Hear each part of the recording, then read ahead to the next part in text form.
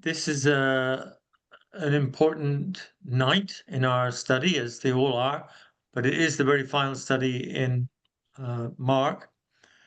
And it has a special character because, in all likelihood, the texts that we're going to read tonight are not from the original author and they've been added.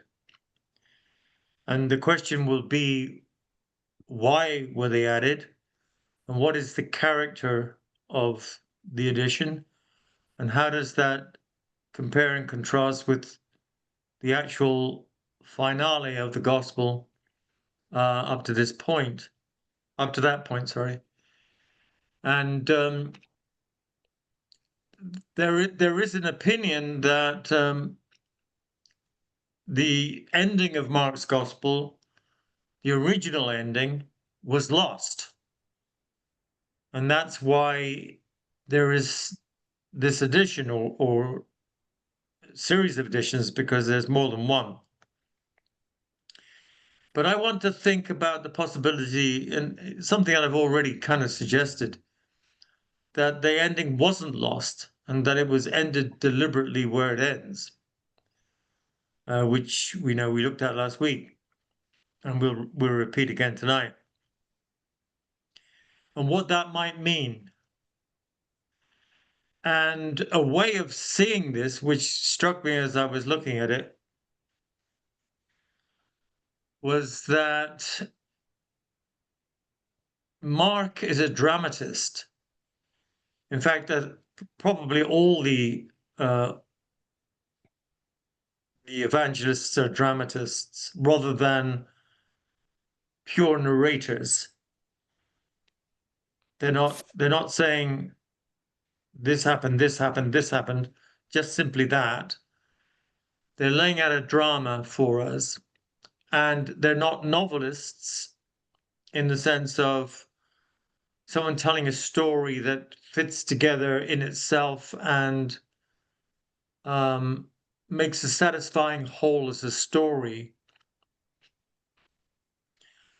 I mean, a drama could tell a story, but a drama that you see, I mean, of course, I'm want to hear what everyone thinks about this, but a drama that you see on the stage or in a movie, it only lasts for an hour and a half, 2 hours, something like max, and it leaves you with something of a transcendence, say a sense, a feeling.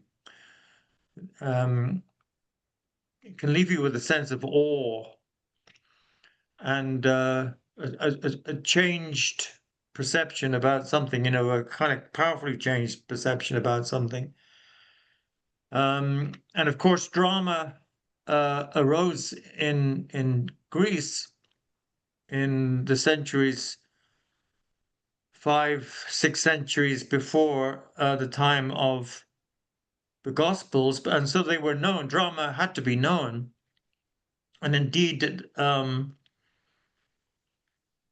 there was a theater, an amphitheater in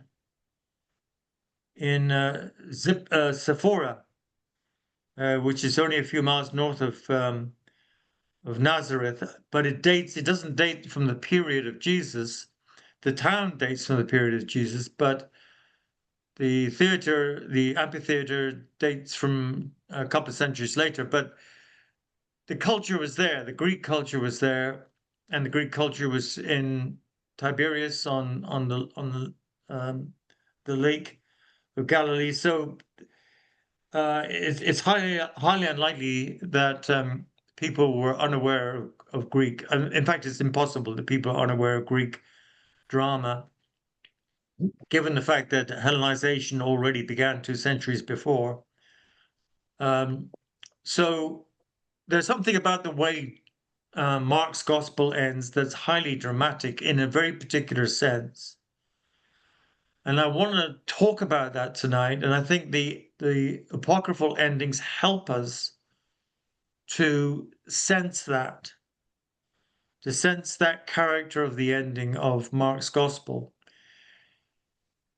And the nub of it is that the additions both the short one and the longer one, which we're going to read now, resonate very strongly of church existence and church doctrine, something that all of us have experienced. We all have grown up in or been inducted in some fashion or other, just attending church on Sunday. It's inevitable on a Sunday that what you're going to experience is church and church doctrine. Maybe some experience of community uplift, but not so much drama. Drama perhaps comes a little bit on Easter Sunday in the sacramental traditions on an Easter Vigil, whereas it's intentionally dramatic. So if we sense this difference between church and church doctrine, church teaching, and the dramatic end of the gospel, and its very particular, very specific character of drama, which is the empty tomb, that's what we're talking about, then I think it's possible that we might end up in this final study of Mark's gospel with a even more profound sense of what's going on there. Actually, a sense that in some ways transcends words, that becomes mysterious in the sense of mystery, something that it's almost impossible to put into words, but does communicate. The word mystery is related to the word mu or muain, which means to be mute, to be silent. Mystery is something to do with silence.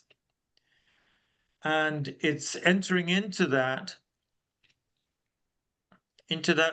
kind of highly meaningful silence, this dense, rich silence of the tomb, shall we say, or another way of putting it is the shining darkness, which is the kind of mystical phrase from maybe I think it's Julian Norwich, I'm not entirely sure, or the Cloud of Unknowing. The shining darkness is darkness, you can't see anything, but somehow it's luminous. It communicates. And I think that for me, that's the most satisfying ending of Mark's gospel, rather than saying, like some people speculate, well, there was a fire in the house where Mark's autoscript, that is the very first writing of that the author actually physically wrote down, and they could only save it by, or rather, the end bit of the scroll was burnt and charred beyond survival, and so where it ends up is with the last bit that can be read in the scroll. You know, the shock of the end of Mark's gospel is so great, is that people speculate in that entirely wild, I think, fanciful way to say that the real ending had to be charred beyond recognition for because there had to be another ending. But I just wonder whether Mark actually really did intentionally end in that way. And if we read these longer endings, additional endings, we will at once hear the different tonality. So it's not as if whoever created those apocryphal endings tried to mimic the style of Mark. How could you? I mean, it ends so abruptly, and so dramatically, as I'm saying, with the empty tomb. It'd be very difficult for a writer to pick up on that. And so the tone very evidently and the style very evidently shifts. And I want us to think about that in terms of what Christian religion means. I mean, we're 2,000 years down the line, more or less, from the writing of this scripture. But its power and its wonder and its world challenging generative force is as great, if not greater, than it was right at the beginning. And in the interim, except for very, I think, special moments for special people and special occasions, what we've had is the normalization, the normality of church and doctrine. And it's not that's not to say those things are bad. Of course they're not bad. They carry the message. We would not have any ending of Mark. We wouldn't have his gospel as a piece of writing, a scripture, unless there had been the normalization of church and church teaching. So the latter is a kind of like a frame, as we say in Seven Stories. It's kind of it's a necessary frame, like the temple, for something much more powerful, something much more transformative. Anyway, that's the way my thinking was going today as I was preparing this, and it'd be good to hear everything you have to say about this. So let's look now at the ending of Mark. So we're at chapter 16 and verse 8. And we can read that, chapter 16, verse 8. And so pick up from the very last elements of the original text, and then carry on.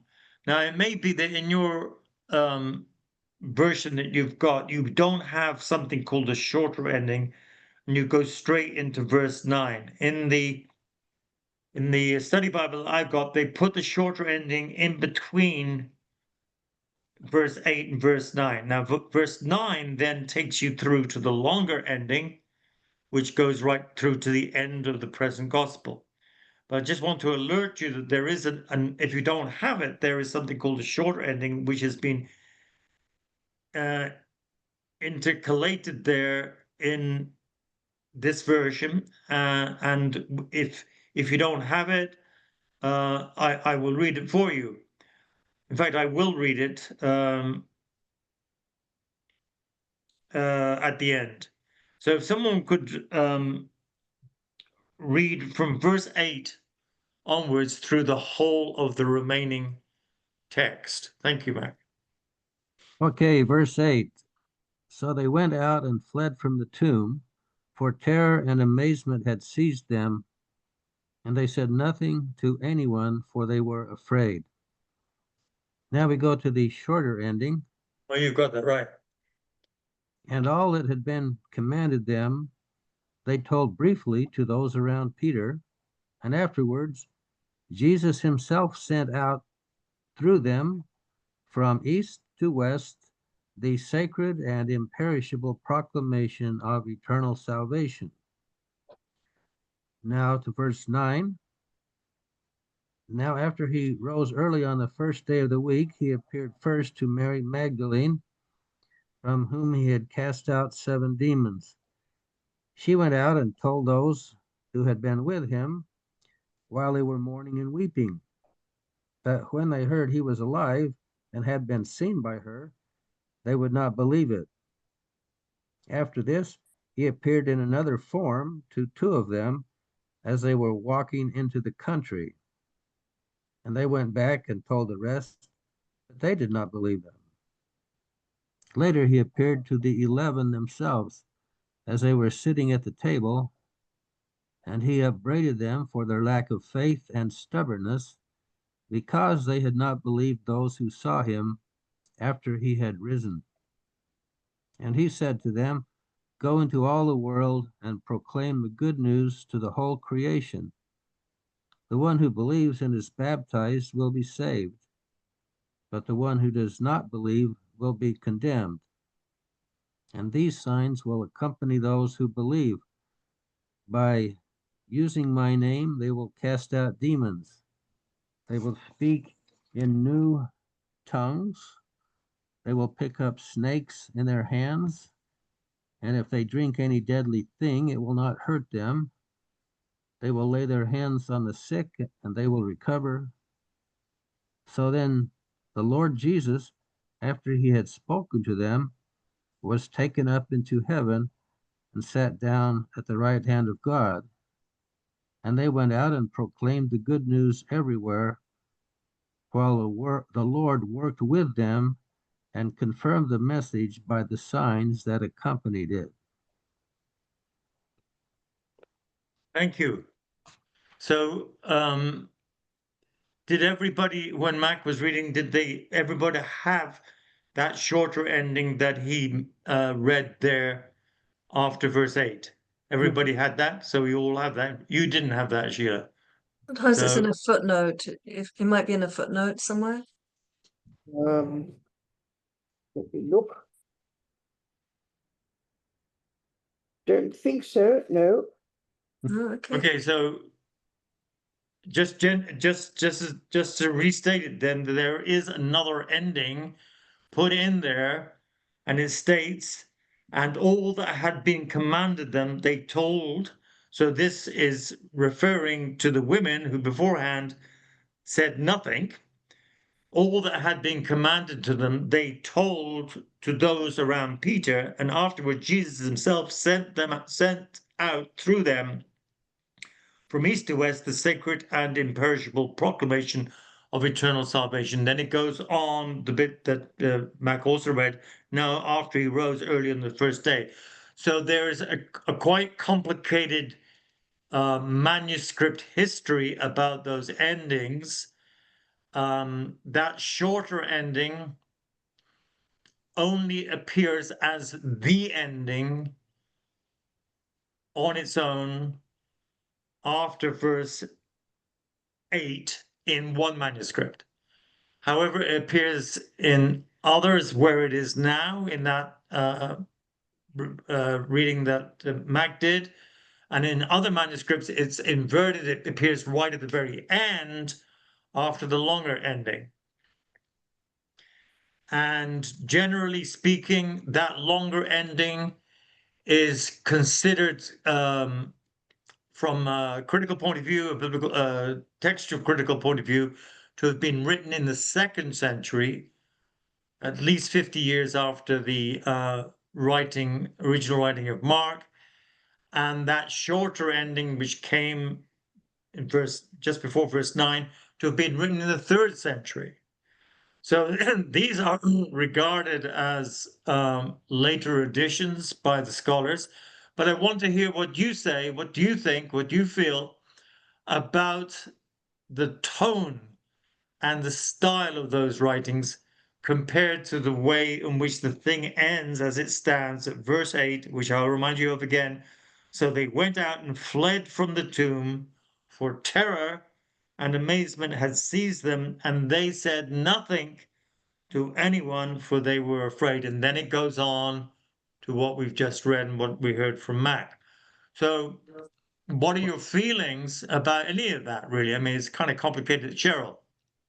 So, um, the various endings to me, um, so the first ending, whether or not it was something was missing or not, it creates the least myth. I can't say the word now, mythologizes the least. And so the women were afraid and silent. That's how it ends. And so the whole world order has been overturned. The scapegoating mechanism has been revealed. I'm sure they're not putting this into thoughts in No, their heads, but yeah. their reaction is silence and terror. And that's an uncomfortable ending. It's very unsettling. And I think that human beings look to have a smoother ending. And so while the other endings are wonderful, they also mythologize what's going on. It's like, okay, let's go back and fix this. And the human desire is for certainty and power, but the original ending does not give us certainty and power. But these other endings do. And so they separate us already we're taking a step back into the sacred. And so that's one way to read it. And um, you know,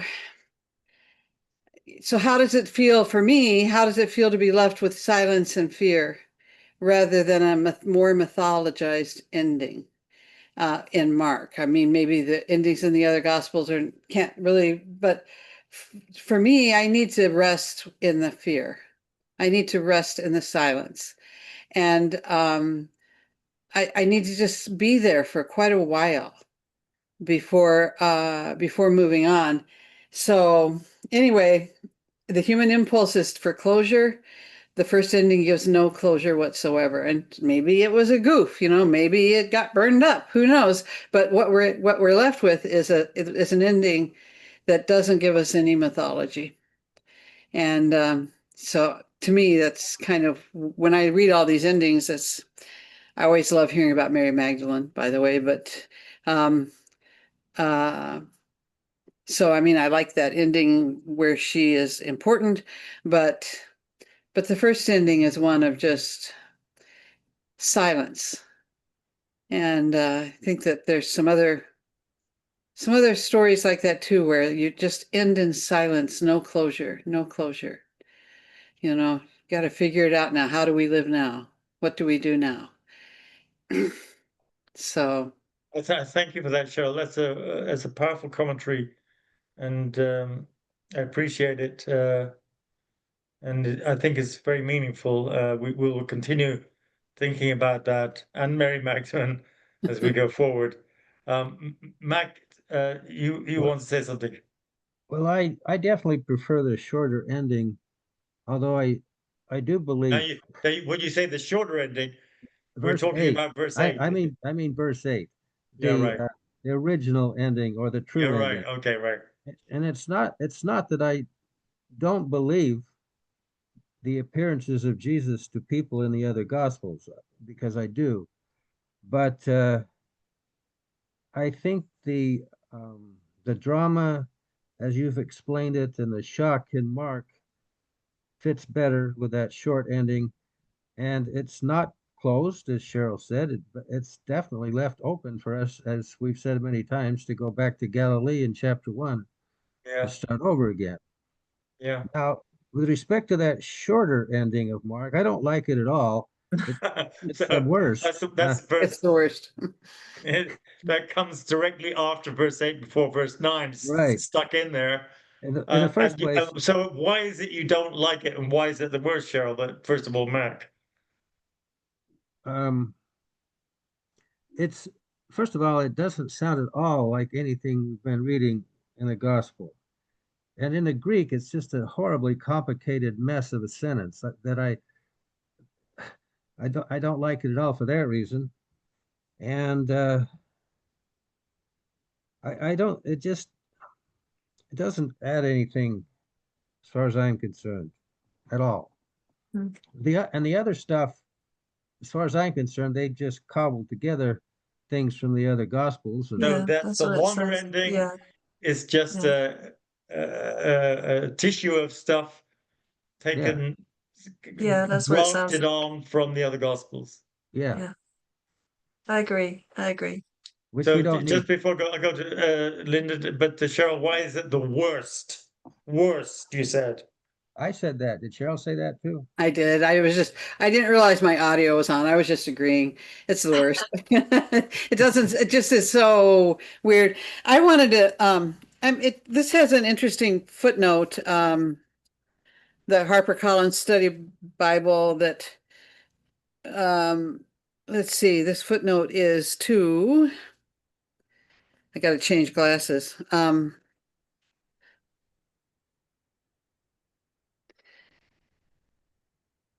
Verse 14, at the end of verse 14, who saw him after he had risen. And then there's a footnote. Maybe your versions have it also.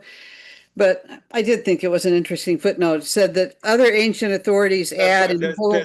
There's a third element there that doesn't even get about it does footnote it. Go on, go on. Okay, so in whole or in part, and they excuse themselves, saying, "The age of lawlessness and unbelief is under Satan, who does not allow the truth and power of God to prevail over the unclean things of the spirits. Therefore, reveal your righteousness now." Thus they spoke to Christ. And Christ replied to them, "The term of years of Satan's power has been fulfilled, but other terrible things draw near.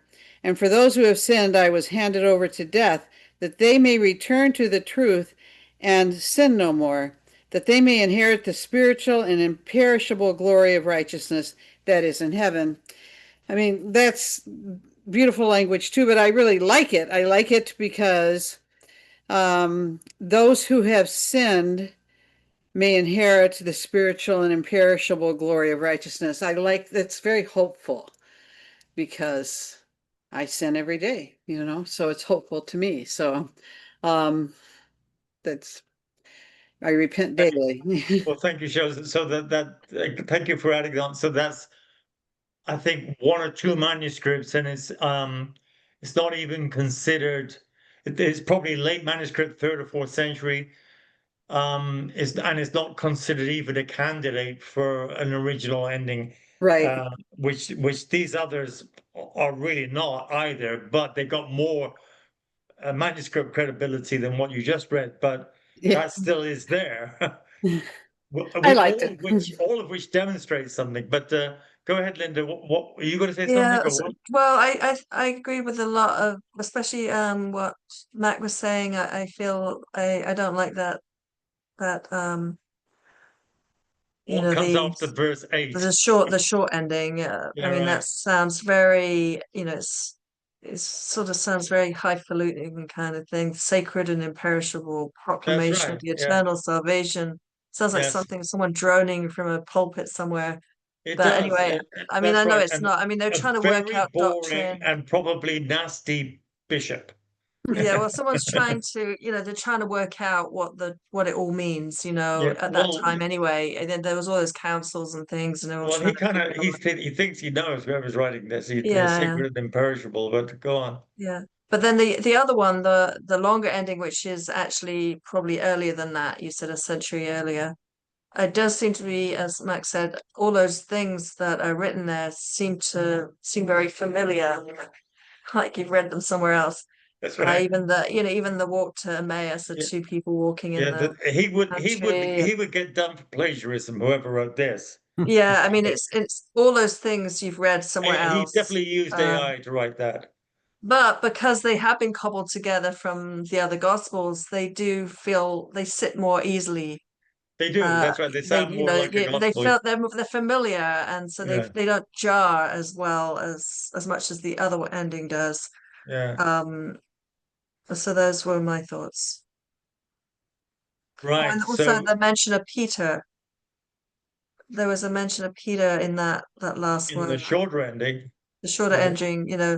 So it seems like Peter is now a-okay Numero in that. uno. Yeah. Yeah, I Right. mean that those around Peter. So it Yeah. seems like Peter's more established as Oh, center of of the course. church at that time in the third Yeah. century or whatever.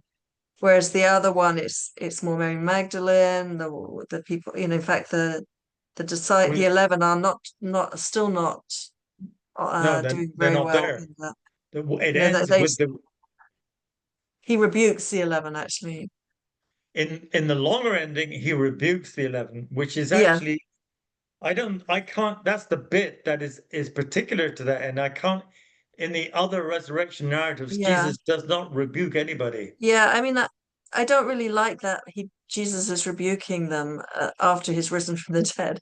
I mean, That's it's okay while he was, before he got crucified, he can rebuke them a bit, but anyway, go ahead. There's a faint echo of that in his statement to Thomas in the Gospel of There oh John. was, I did yeah, think of that, but that's but not a it's not rebuke. quite, it's not Yeah, really, it's more, like, oh, Thomas, you still It's an don't believe? invitation to believe. He says, "Come on, believe." It's not, you're stupid and wrong. Mhm. For Yeah, not, that did jar with me, that rebuke thing. Although I yeah, did also think of Thomas, but then I thought, well, that's not yeah. quite the same. But anyway, overall, these various endings, including the third that Cheryl wrote to us, show significant, what I would say, anxiety about the ending of Mark in verse 8. The copyists, that is the scribes, and we're talking first, second century copyists, and it would take quite a bit of time to copy a gospel, and it takes some money to have the manuscript and a person with the skill to write. You'd have to be in some kind of household with some degree of security and wealth. So it didn't happen easily to copy these manuscripts. But whenever this was happening in the following centuries, enough of those copyists had serious problems about the ending in verse 8 that they felt it necessary to add their own, which is quite extraordinary that they should do that. Even longer ending, which is a catena of bits and pieces from the other gospels, to add that on, and then to add that Jesus rebuked. I mean, it feels that these people had felt free to give their version of the ending, or to write for nothing their own ending, because verse 8 was so disturbing to them. And there's an aspect to that also needs to be underlined, that if these are copyists in the 2nd century, the 3rd century, even the 4th century, writing this down, what is the culture that they're reflecting that perhaps is not the culture of the writer, the original writer of Mark, back there in the year 68 or whatever it is, that he is writing out of this incredibly direct sense of the enormous disruption brought by Jesus, who's sitting at the right hand of God somehow or other, as figured by the man in white in the tomb. That there's this kind of like a sudden insight into something there that is actually terrifying as far as the women are concerned.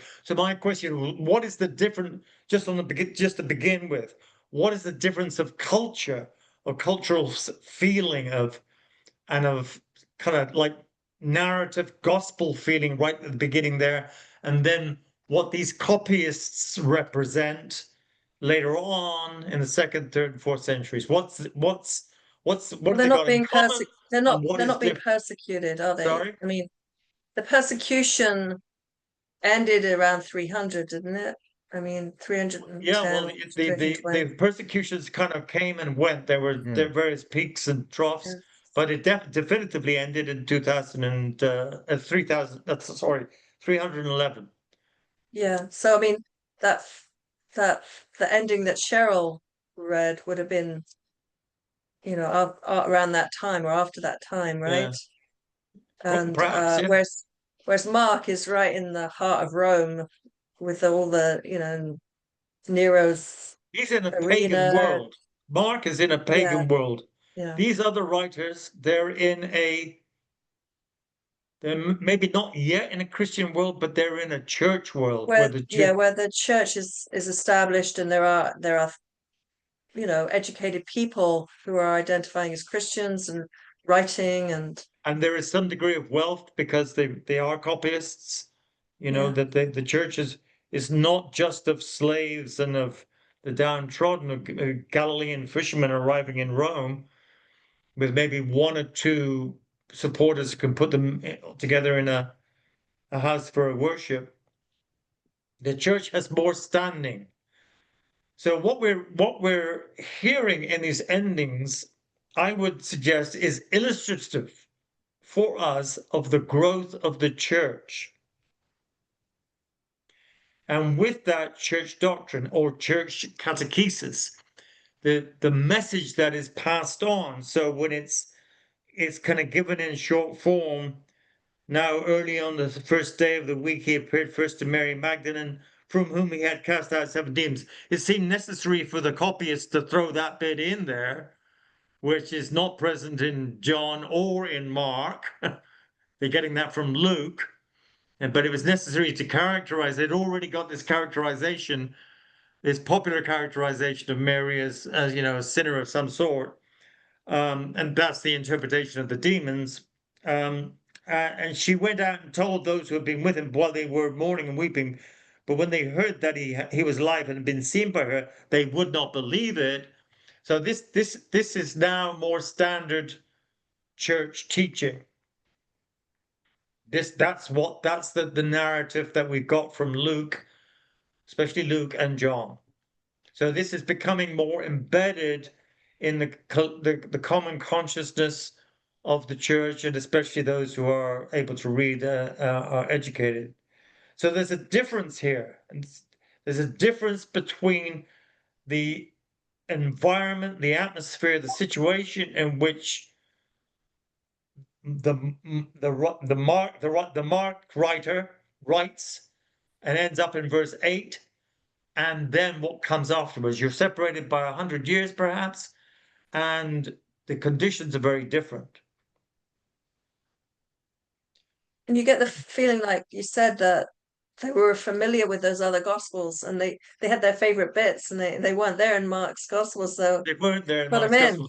put them Yeah. in, you know. So all this, I mean, just that reflection that we're having is very interesting, because it's like you're getting additional reels on the movie that have been made later by somebody else who's not quite such a good movie. It's not such a good director, maybe, you know, and is more conventional. Anyhow, Gail was going to say something. Well, I just want to say that what makes verse 8 a good ending for me is that it reminds me of chapter 14, in which Jesus said, "When I am raised up, I will see you in Galilee." Right, yeah. Reading this Yeah. with that in mind, and no other way to interpret what is being said, I would think he has fulfilled his word. He has proven that he is divine, which is reaffirmed by the terror with which those who hear this word are enwrapped with awe, which happened, you know, after he calmed the seas and all the rest. That was met by fear and amazement. And I would think, this means that it's true. Now, what I would like to— Sorry, what's true? What's true? that this whole gospel is really what happened. Okay, all right. But it seems to me the real story is what happened to those stories of the return to Galilee. There must have been some, don't you think? Well, as I was saying last week, they're in chapter 21 of John's Gospel. Yeah. Where in chapter 21, the longer ending in John, and so there's two endings in John, chapter 20 and 21. John's Gospel comes to an end at the beginning of at the end of chapter 20, and then it starts over in 21, and it's set in Galilee, and Peter says, "I'm going fishing." Yeah, I forgot that. You mean after the breakfast? No, the breakfast comes in that story. That's part of the Galilean story. I will see you in Galilee is played out in chapter 21 of John's Gospel. Thank you. I'd forgotten that. No, I mean But Gail's point, it's a very appropriate question to say, well, if the man in the tomb says, he's going to go to Galilee and you will see him there, well, what happened? All the other stories we have is either directly in the morning of the resurrection, Right. or on the road to Emmaus. And then chapter 21 of John's Gospel gives you a very satisfying narrative of what happened, because nobody recognizes him except the beloved disciple. And the beloved disciple says, "It's the Lord." And then Peter, who had nothing on, a naked guy again, like in chapter 14, the guy run away naked. There's something there about being naked before the Lord, he jumps in and gets to Jesus, who is preparing this breakfast.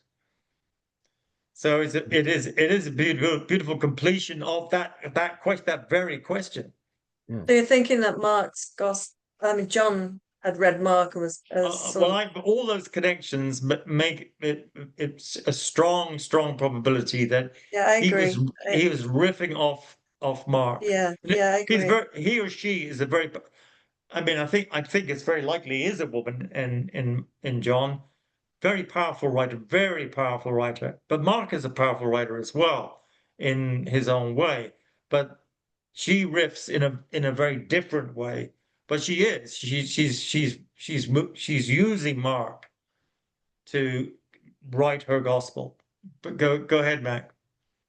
Well, I was just going to say, I think the point that Gail was making, that Mark is an intact literary whole, and that happens best when you end with verse 8 of Yeah. chapter 16, right? That it works better as a coherent literary composition. Yes, it does. That It is right. does. Yeah, thank you. And it seems to me that that ending does leave the mystery, even though it brings the text itself to a satisfying conclusion. And Yeah. and it seems to me when you read the rest, however much like Cheryl, I love the stories of the women and of Mary Magdalene and that ending in John, isn't it? With them at the tomb Yeah. is Well, no, just her. yes, just her, and the garden is beautiful, but it seems that does seem to be more mythic and mythologizing than the stark ending in which the promise is fulfilled. And don't bother with any of this other stuff about the I think it really is a magnificent ending. I mean, it's worthy of Samuel Beckett or someone like that, who writes astonishing.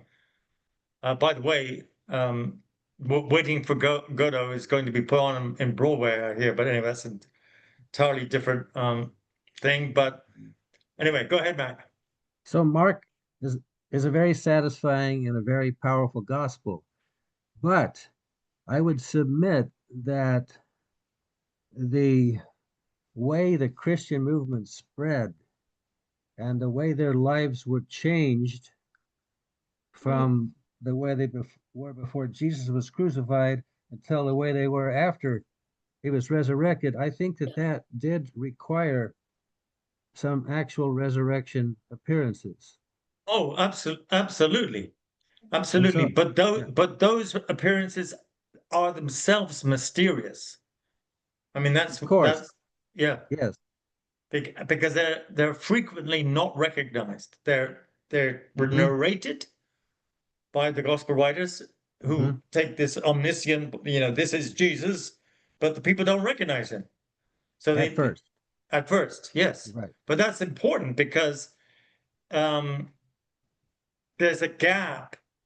There's always a gap between the disciple who sees Jesus and the moment when they understand and recognize what that is. It's not automatic, and it doesn't belong to the world as it stands, even though it's entirely within the world. And it's that kind of like decomposition of your eyeballs so that they might be recomposed. They might be reconstructed to see what you couldn't see before. And that comes, so yes, the apparitions are real. I mean, Paul makes no bones about it, and Paul has none of this subtlety whatsoever. In Corinthians chapter 15, he says he was seen, period. That's it. He doesn't have any of the confusion, any of those emotions of the women. He doesn't have anybody being rebuked, whatever. They just saw him. That's it. And I last of all saw him.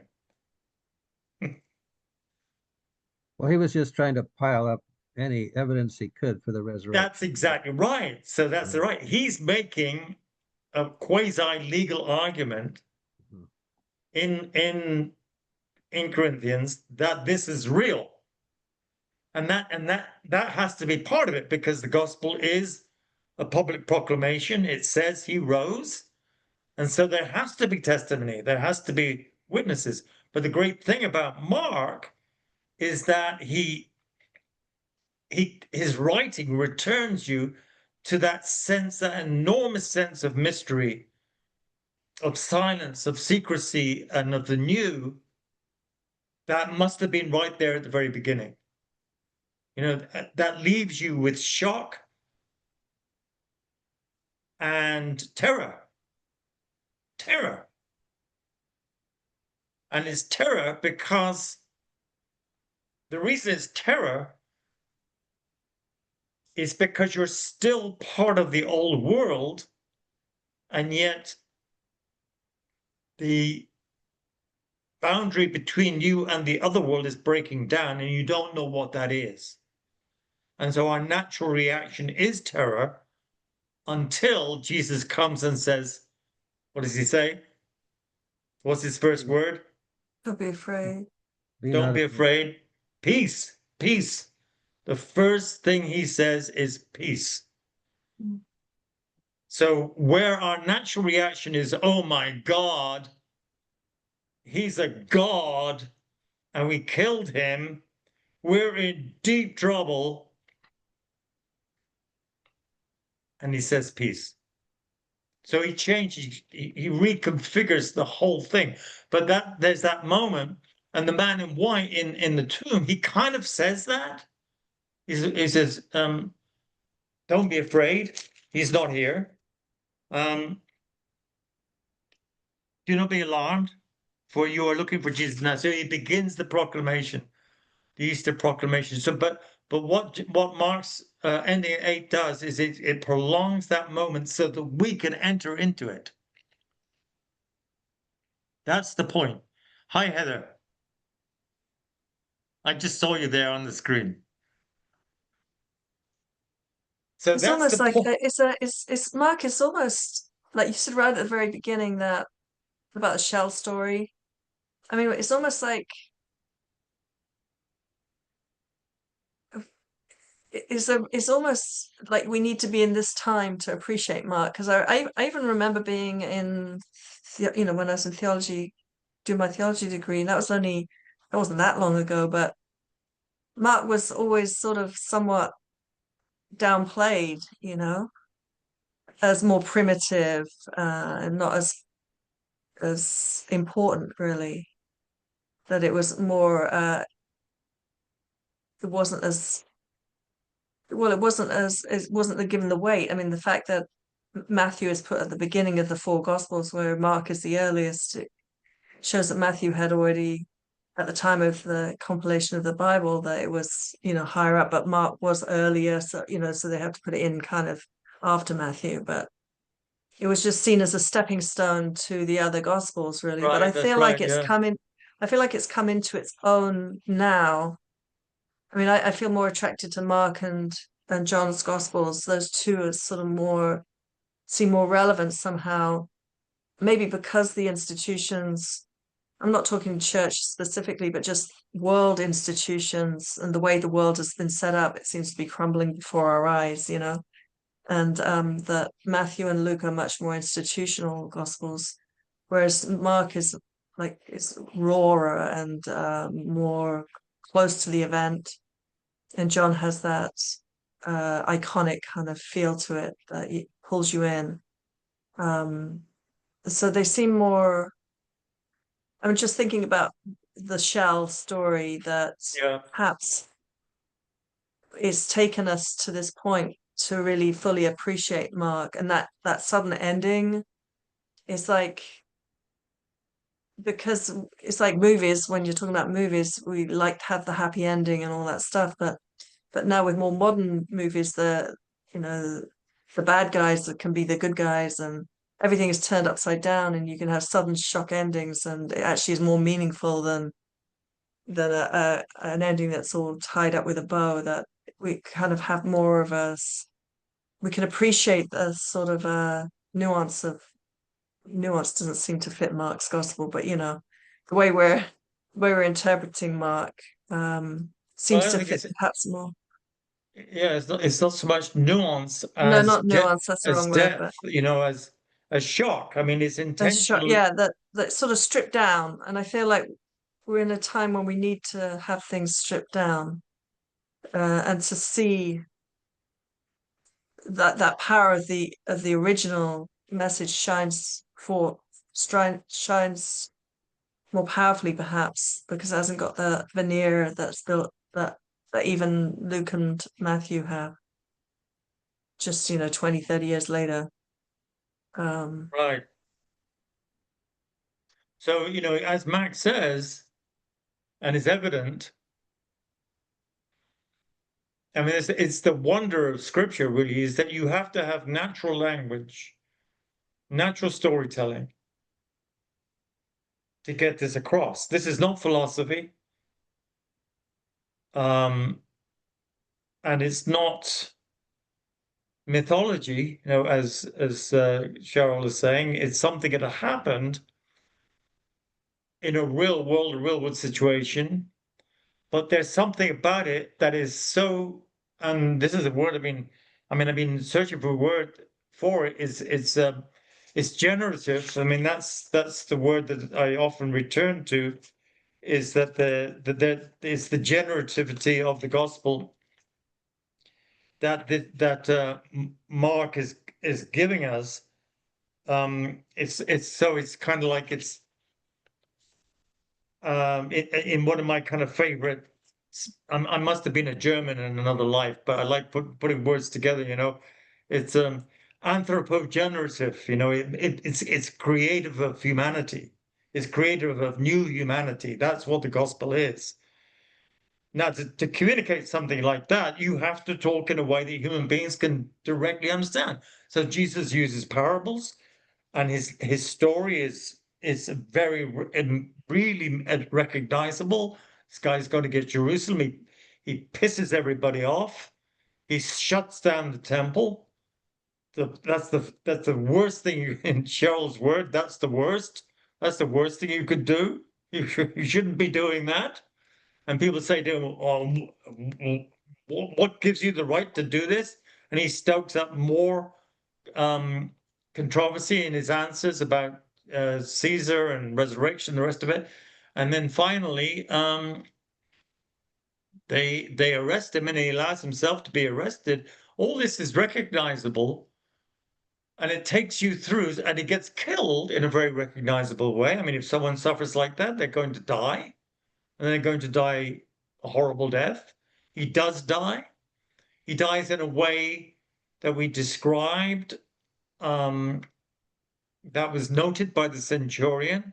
Seeing the way that he died, he said, this man truly was the Son of God, seeing the way he died. So we speculated that he actually gave his last breath.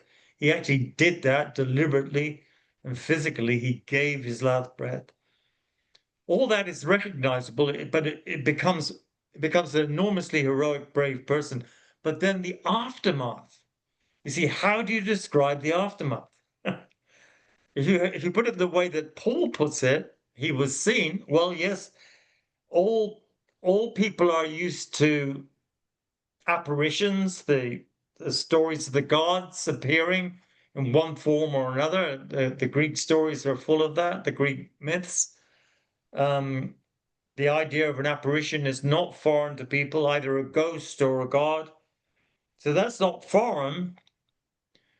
What's difficult is to say, what is really difficult is to say that Jesus has not become a god the way you would expect as a human being. In other words, you're covering over the violence, and also you're transferring the violence into this person so that they're going to become very powerful, and you just need to show them a lot of respect and offer sacrifice so you can get their help when you need it, etc., etc. So you have to transition into the mode where Jesus is a God, but not in the way anybody's ever understood a God as before. And so the gospel, especially the gospel of Mark, and then the gospel of I think the road to Emmaus is very illustrative of that as well. But John as well, him being on the shore just like somebody else, and then the one whom Jesus loved, understanding this person, or Mary Magdalene uh, uh, responding to him using her name, Mary. Suddenly she connects with him. In other words, you're connecting with the Gospels have to show you some way of connecting with this radically new reality. And they are marvelous, is what Gail says, they're true, or Mark is true, because he ends the way he does. You end with breaking down the walls, breaking the film in front of our eyes that see that false reality begins to see a new reality. So really,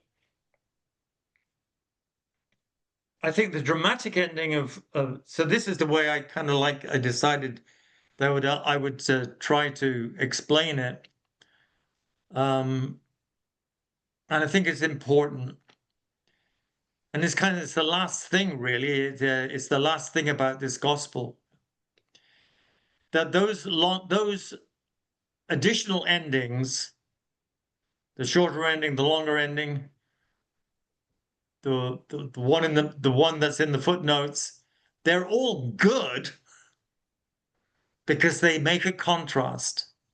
They make a contrast between a normal Christianity, shall we say,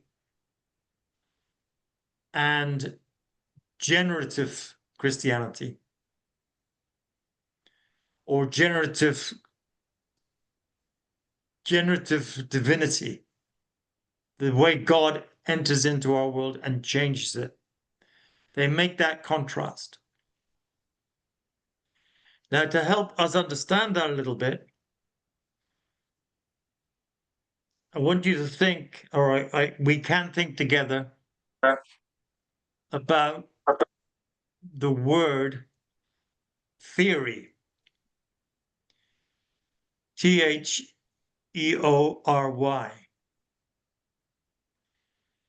Theory comes from the verb theorein, which means to observe or spectate. Its original meaning is from the theater.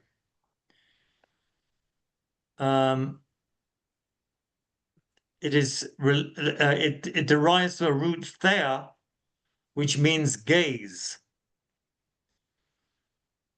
the gaze of a spectator. And what is another word that thea is? I mean, this is pop etymology, so don't take my word for it. But what is thea? If those who know some little bit of Greek, what is thea close to? That you know, thea. God, theology, Theology, theos. The gaze of the theater is the gaze of the temple. It originates in temple. Theater originates in temple ritual. The slaughter of the goat. And the plays, the Greek plays, somehow or other, arose out of that. It was a cultural development whereby that rapt gaze, that rapt spectation or observation of the sacred.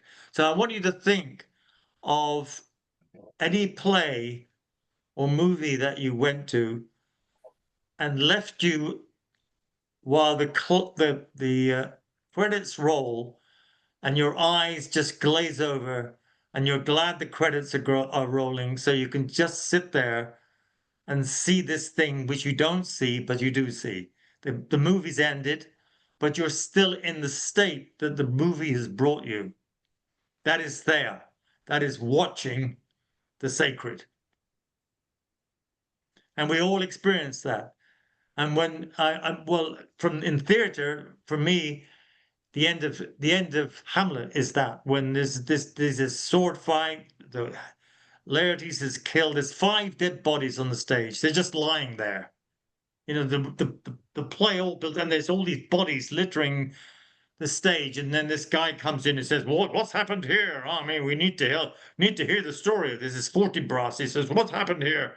We need to someone tell me the story. What's happened here?" And I will, and then we'll make a full account, whatever, of these occurrences. And but you're just saying, "Oh my God, Hamlet was killed. His friend was killed. His father was killed. His mother was killed." You're just locked into that final ending. It just takes your breath away. That's there. That's the observation of the sacred that becomes the theatrical. That's where it comes from. That's what we do. That's what theater is. Now, Mark ends with there. He ends with gazing at the empty tomb with this guy in it who says, "Don't look here.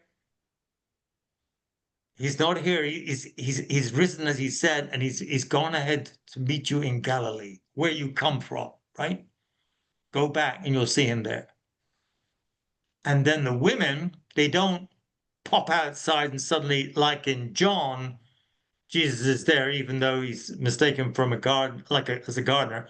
They are permanently in that moment of sacred observation, which is terror in their case.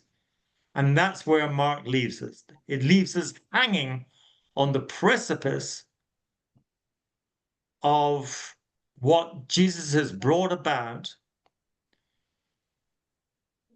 And the empty tomb with the guy in there is parallel, as we saw before, to the temple, the empty temple.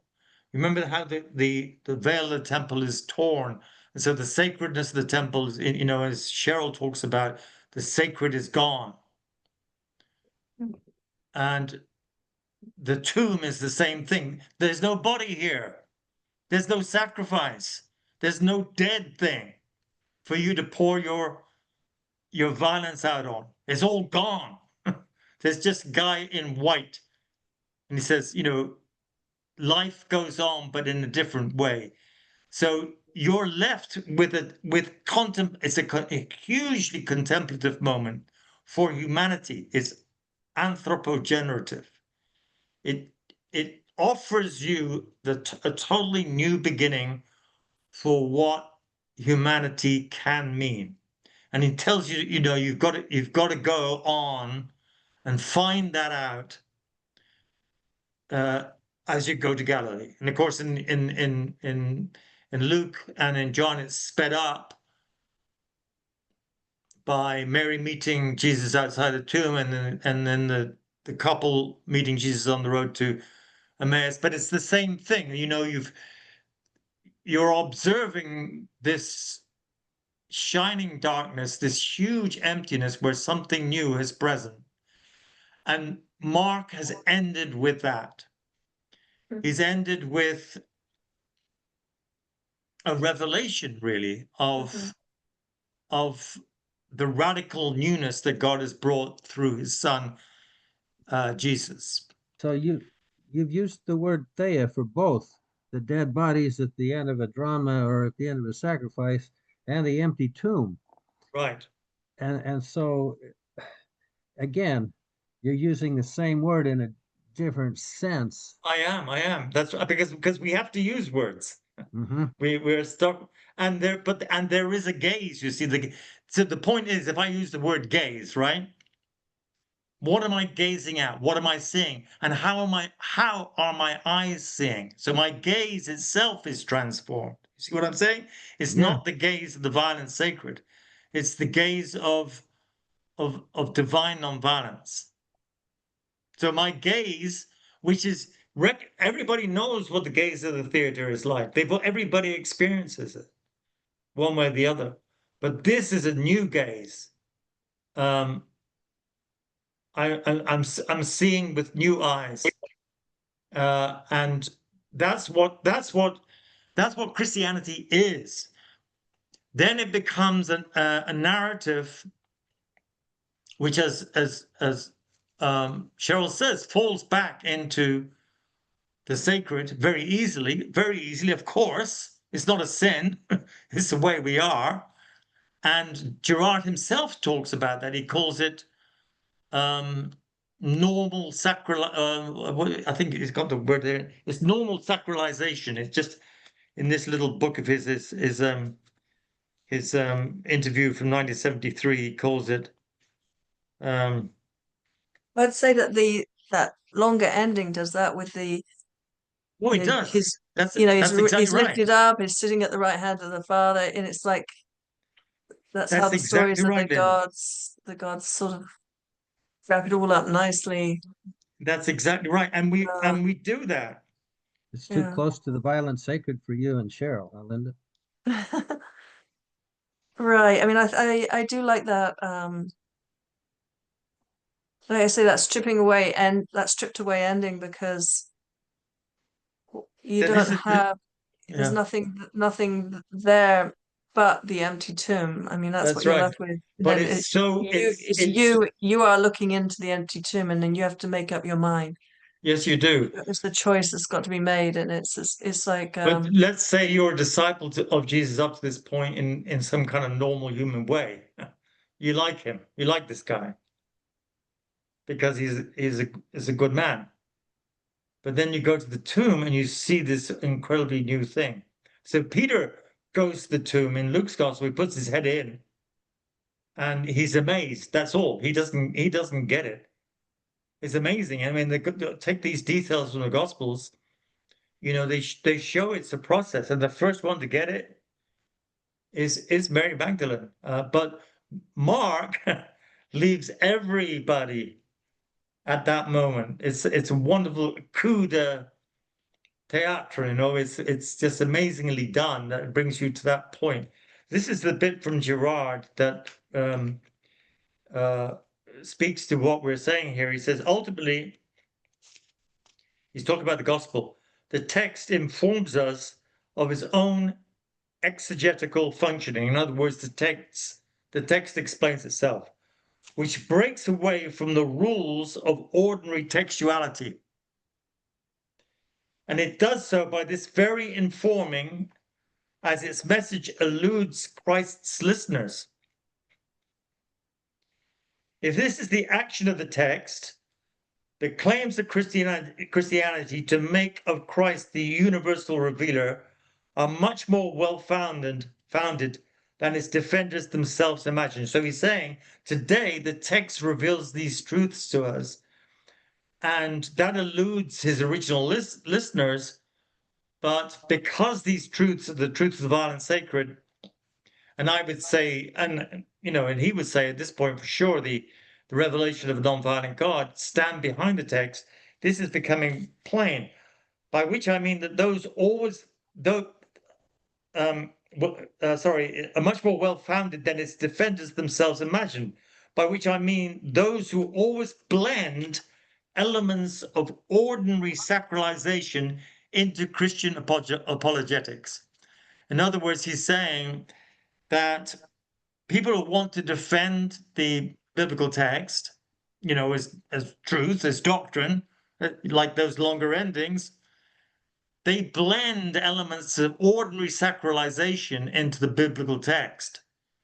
But now, because all this is breaking through, that sacralization is crumbling. As a result, they invariably regress to protocols of ordinary textuality. They once again erase the true origin that is nonetheless written in plain language in Scripture. They reject yet again in a final and paradoxical expulsion, the stone that is Christ, and they continue not to see that the very same stone as rejected serves as their hidden keystone. Gerard was always making a lot of that stone that was rejected, but his point is that it's very easy. So this, and the point I'm echoing, is very easy for the text to become absorbed back into ordinary sacralization. What he says. So we can. So that's what those longer endings, or those three different endings, do. They blend the text back into ordinary sacralization. But the empty tomb ending at verse 8 won't let you do that. It stops you dead there, and you just have to gaze at that thing until it moves you on, until you're moved on as a human being to this radically new reality. So that is the drama of Mark's gospel at the end. What do you think of that? Well, Okay. well, I'm uh, certainly loving the way literature works. I'm in total Yes. agreement with this, but I do want Yeah, to that's say what you do. You're a literatist or whatever. yes, a literature. Yeah. I do want to say that whole motif of gazing is really something that binds those last two chapters of Mark, because there's Mary and Mary Magdalene and Mary. It's at the end of 15. Or when they're at the cross there, yeah. Yes, they were looking on from a distance. Right.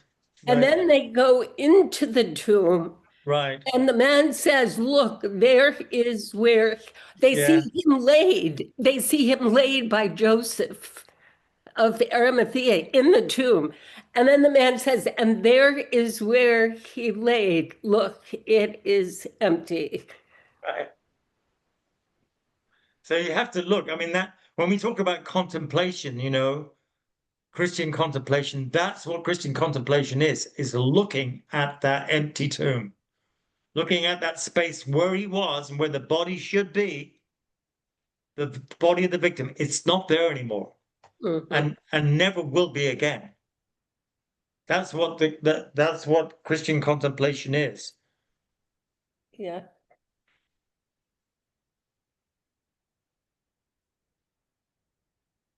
So, I mean, this what we've been doing here in this study is Mr. Goja leading us into the mystery, except we didn't realize that that's what Mark was doing.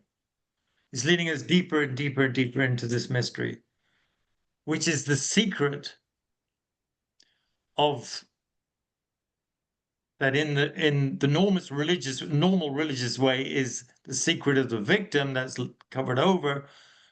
But now this is the secret of something that undoes that and brings you into this new space. It's an incredibly powerful spiritual reality. You see what I'm saying? The Christianity in the Gospels has revealed this incredibly. It's something very distinct to Christianity. It's not Buddhism.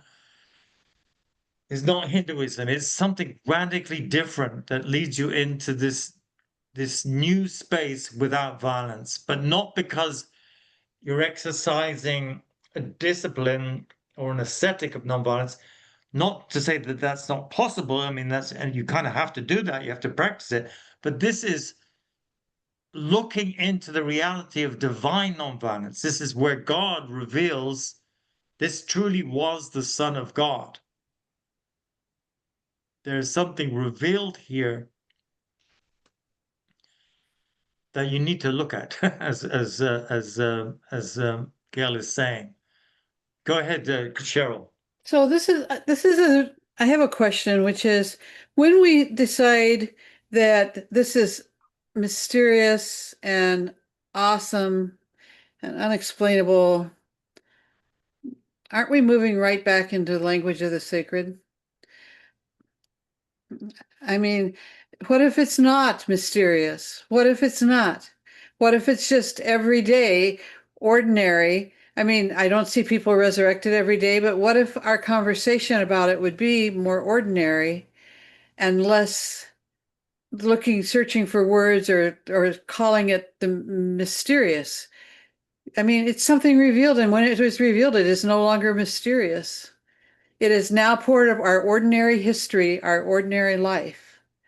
And so, just like a child can talk about the most mysterious things in the most ordinary terms, Mm. I mean, this is a little stumbling block for me. It has been for a long time. It's like, why do we, he's resurrected and suddenly we are talking about him as being mysterious? Wait a minute. This is not mysterious. This is revelation. This is revealed life. This is the revelation of something new, which is part of life, Right. But part of this once life. we receive the revelation, it becomes no longer mysterious, but something that is just part of our everyday understanding of life. Well, and I agree. Except that there's still a tension between the world and the kingdom, you know, Yeah, well, like that's the thing. You because see, that I for would I would example, just I would say that I would separate mystery and sacred first of all, because yeah, I feel yeah, they like definitely, sacred for me is all bound up in sacrificial and all that yeah. stuff. Whereas mystery, I can accept that. I mean, I agree that I don't like the word sacred and sacralization or anything, but mystery is. I mean, you know it in your own life, or at least I've known it in mine, that there was a time before I became a Christian and the time and now that I am a Christian, and it's like night and day, you know, for me, that my life before I became a Christian and and now that I am a Christian. And so this is like, for me, that's the mystery. It is very benign, it's non-violent, it's love, it's all those things, but until you see it, you don't see it, if you see what I mean. And And my so and problematic there's is a lot of people don't see the non-violent. that's the problematic is that we are 2,000 years down the line from this revelation, when behold, I make all things new. The former things I do not call to mind. We're 2,000, and the world is on the edge of self-destruction. It is. So it's obvious that this newness without violence has not penetrated the culture.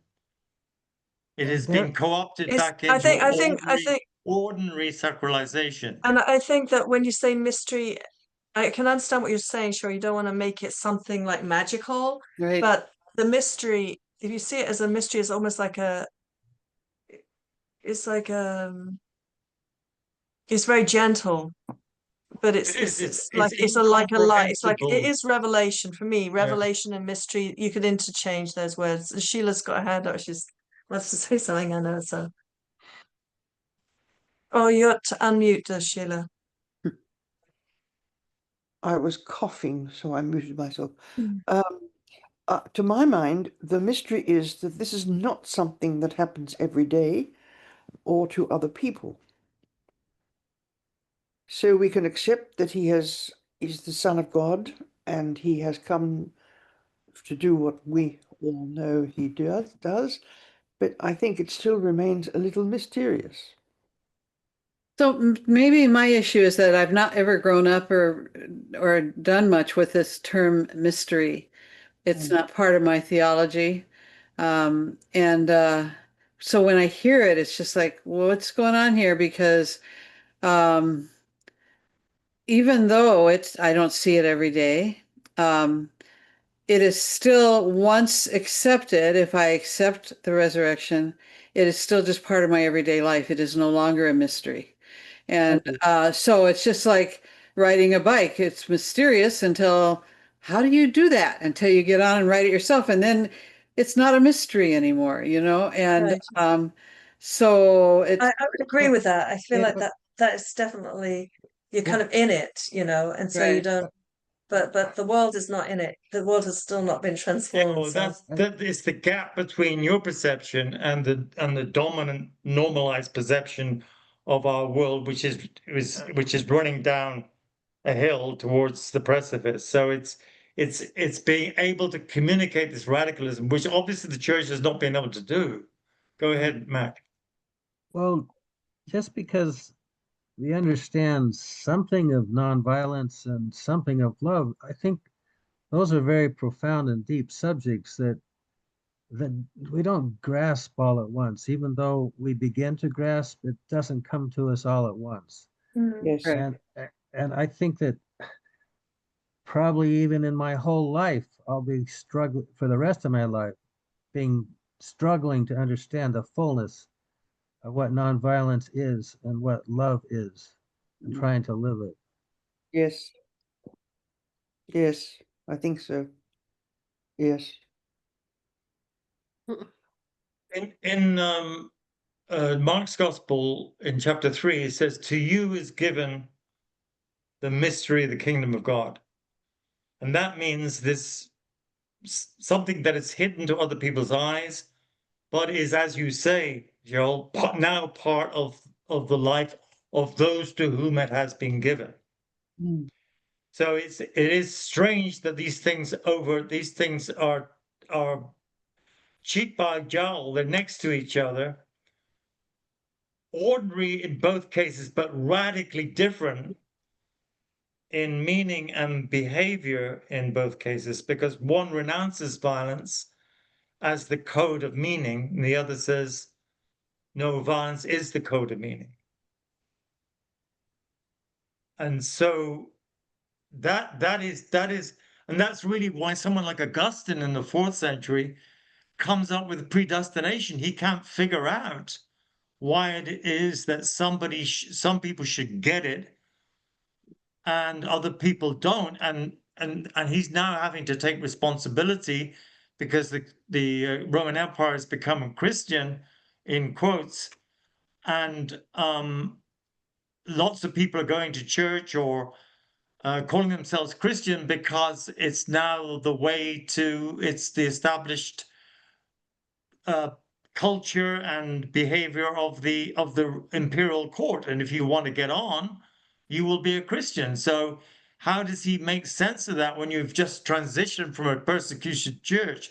So he kind of invents predestination. He says that some people get it because God decided right at the very beginning they were going to get it, and then some people don't because God decided at the very beginning that they weren't going to get it. So he's the one who makes the mystery banal. He makes it violent. But here would be the way that I would try to explain it. If say you were somehow or other an observer, which is impossible, but say somehow or other you observed the first dawn of creation, the very moment when life sparked into being, and it was light, let there be light, and you didn't even know it was dark before, but then there was light. So there's this incredible generative difference from before and after. There's something radically new there that wasn't there before. That's what, and the scripture in Genesis tells us that. So this is the same thing, but it's not in terms of a constructed world, a cosmos. It's in terms of a mode of relationship that so far has proven enormously difficult, if not impossible. But in Christ, it comes into the world, and it does so with the sense that this is actually God. What beforehand was God's handiwork, the creation, now is God's actual intervening in human life in terms of God's own person revealed in Christ. So this is as radically new now as creation was when creation first took place. If we just see, I mean, obviously nobody understands physically how how the beginning was the beginning, but the Bible tells us in the beginning there was, God said there, let there be light. So there's in biblical terms there is this beginning, and now there is this new beginning. And it's so radical because it changes our deepest mode of being human. And Yes. so there is something that we're up against, which is not banal, which is not reduced to normality, as Augustine did, bit of normality is in the heavenly court where God decides one thing or another. We all understand it. A judge has that power. Okay, deal done. No, this is something more intimate to reality that we're in, as you say, every day, day by day by day. Every breath we draw, we're in front of that new reality, and we're trying to respond to it. We're in that moment of rapt attention before the young man who says he's not here, he goes ahead of you. May I say that there's also, to my mind, something mysterious about the way that we actually turn towards what Christ is saying. What I'm trying to talk about, I suppose, is conversion. There is Right. something about this. How do we suddenly grasp this? Yes, exactly right. That is what we call conversion. There is something there that happens. And Gerard started with that. He started with this novelistic conversion, which was really a conversion from violence, from the violence of desire. So it's something very profound. It's that turning that Mary makes. She Yes. turns and then she turns again, and Jesus says, Mary. And she says, my sweet Lord. Mm.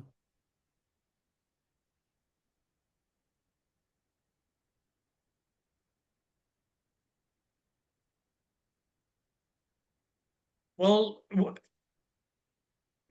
uh, my wife, Linda, is there on the screen. She came to me when she was 17 years old. She was young and she was innocent. I was neither. She said, I want to become a Christian. And all she knew of Christianity was a retreat, a retreat and then a couple of meetings. And a couple of talks I gave.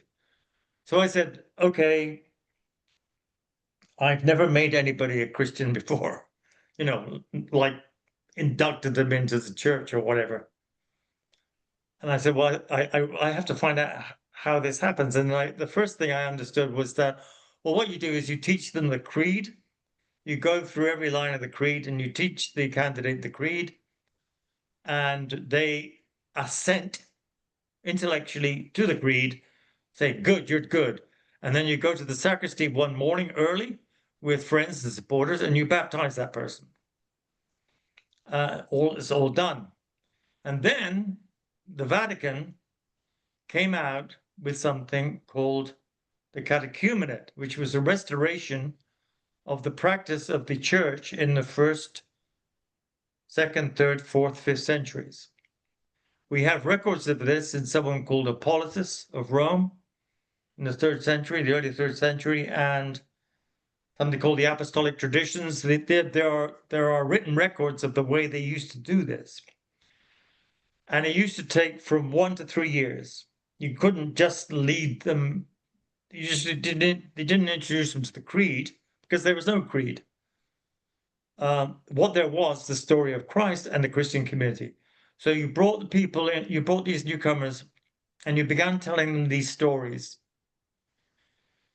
And Christians would tell them, the newcomers, their stories. And little by little, they would begin to imbibe this newness of life. And then on the Easter Vigil, the day before, or the Saturday night, Sunday morning, there was something called the mysteries. It was called the mysteries. It's the sacred mysteries. It's the only time that Christianity uses that word about its practices. I mean, the belief is a mystery, but the practices are a mystery. So it means you're led into the presence of this thing you've been learning about for a year, 2 years, 3 years. And remember, you're doing this at the risk of persecution and even death. This is a very serious life decision. So the church, the Catholic Church, back at that time, restored the catechumen, and I only discovered it because Linda asked me how to do it, and I researched it, and we were the first group in England to do the restored catechumenate. We don't get any credit for it. No, not at all, because of what happened subsequently. I married the catechumen. It wasn't permitted. But the point is the ancient practice of the church, and this is where I'm getting so much of this stuff, is to introduce you to a mystery. That's what the ancient practice was. It's not a set of formula to be acceded to. It's not even a personal conversion, although that is involved. It says this is a thing that we've experienced, and we want to give you an experience as close as possible to it. And so they set up the mysteries, the mystery of baptism and uh, being anointed, chrismatization, on that day, the Easter Vigil. So you'd be as close as possible to that tomb. So that moment was, and for Linda, she may not have thought it, but it was a moment in which she was present to the tomb of Jesus. That radical novelty, new thing, she was led to that point. And that's what we did. And it's still the kind of essential character of the catechumenate.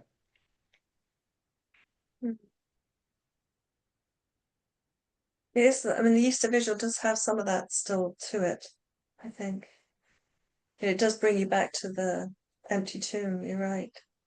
It's powerful. As does contemplation. I mean, that's They're, that's an enormous mystery. they're entirely the same thing. That it's that gaze at this radical novelty in life of a nonviolent divine. Being still and just in the presence of. Yes, yeah, yes. Anyway, that is the summation and the totality and the nothing further to say, at least on my part. Next week, we'll have the opportunity to feed back on the whole thing. But I hope this week you'll stay in the presence of that little cavern hollowed out in the rock with just the ledge for the body, and this guy just sitting there, all bright-eyed, bushy-tailed, and saying, "Hey, he's not here. He's risen as he said, and look where they laid him, but he's not there." So, as if we can stay in that presence, in that place, that would be a good preparation for next week. We talk together about the whole experience of Mark. Remember, just if you flip back in the pages and go back from, Jesus' baptism through the election of the apostles, the first disciples, the parables, the bread and the boat, the water, all that stuff, the death of John the Baptist, the Mount of Transfiguration, the chaos in the crowd, the triple predictions of his death, all that stuff. I would just suggest that people actually come prepared to just reflect upon it this week. And I mean, you don't have to say anything, but if you're able to almost like do everybody share something about what they've reflected on during the week, or it's homework. Actually, we don't normally give homework, but if people actually can just even write down a few things to bring to the group on the Gospel of Mark, that would perhaps make it even more meaningful when we do share next week. It could be on anything. Well, I just want to say that you've astonished me, Tony. I wondered how you could generate an interesting discussion out of that apocryphal stuff at the end of Mark. And Yeah, you've succeeded very well. Yeah. Thank you, Mac. Thank you, Mac. Well, Mac, there's lots to think about and talk about there. I mean, you're a temple man. But So yeah, anyway. contemplation is linked to the word temple. Mm. You're I'm not exactly sure how that works, but you're in the temple with the temple in a temple space. But the radical meaning of the temple now in the Christian world is the empty tomb. That's what you're looking at. I would say that's the way I would claim it. Mm. That's what you're looking at because it's the end of violence. It's the end of the spear. There's a movie called that, End of the Spear. Anyhow, Laura, if you're there, it's your turn. You have Oh, Lord. no mercy on Laura. I know. Mhm. Do it. It's all good. You said that. You said you liked praying in the end. That's what you said. Well, it's one way that I can contribute that is not stressful for me. So, yeah. Well, good, And good. Laura, I liked what you said, what you wrote to me about the meaning of atonement. I thought that was very good. Very Thank good. you. I feel like I was not able to explain it when I said it. So I hope that clears that up a little. No, you did very well. Very well. Thank you. Thank you. Okay, ready? Yes. Our Father in heaven, we are indeed grateful for this opportunity that we have to come and learn the peaceful ways that thou would have us learn. We're grateful for Linda and Tony for their time and sacrifice and willingness to teach. We ask you, Father, that we can be an example to those around us and that we can help others to see the true and loving nature of Christ. We ask a special blessing to be with those who are struggling, suffering in any way, and bless Adrienne with her upcoming surgery. We're grateful for this beautiful world and help us to take good care of it. These things we pray in the name of thy Son, Jesus Christ. Amen. Amen. Thank Amen. you. Thank you, Laura. You're welcome. God bless everybody. Love you all. Love you very much. Love you Peace. guys.